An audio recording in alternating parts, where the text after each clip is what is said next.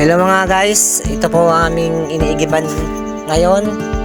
Nag-iigib po kami dito sa kalong na ito dahil po ang dati naming tubig po ay nasira na po ngayon kasi nagtinamaan po na ng alon. Ang makina ay sira na, hindi pa po napaayos. Hindi na po ng aming patubig dati sa aming mahal na mayor.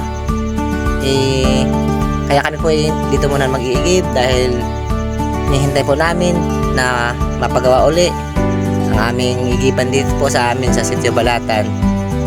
Kaya kami po nagtitis muna dito, nag-iigib sa Kaloong. Yan po aking mga anak, nag-iigib. Inutusan ko sila mag-iigib kasi ako'y pagod galing sa dagat. Kaya sila mag-iigib po silang dalawa dyan. Kasi hindi nga ako makagawa kasi nananakit aking mga katawan. Dahil ako'y puyat din sa pamamana sa gabi o kaya madaling araw. Kaya sila muna aking itusan yan. Yan po ang aming giban. Yan po ang aking bayaw, si Bugoy, naglalaro ng basketball. Ang aming basketballan din sira na rin. Yan po ang aking kapitbahay rin, nagigib ng tubig. Yan ang aking anak na pangalawa. Siya pong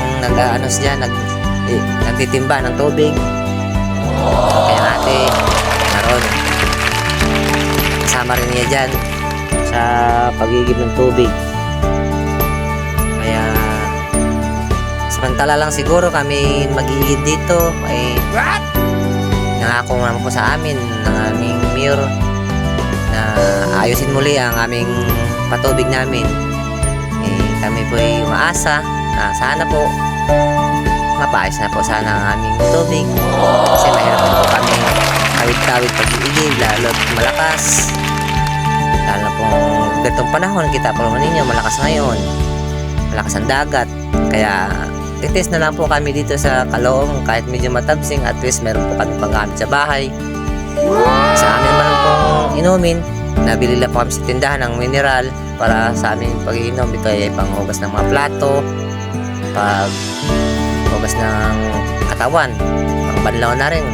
Ay wala kaming choice kasi malayo ang tubig, tatawid pa kami dyan sa tilik, tapos nahihirapan pa kami dumuong sa tilik. Maliit na po ang duunganan, tapos mayroon pang mga bakang nakaharang, lalo na po pag kami maghahatid ng aming mga estudyante.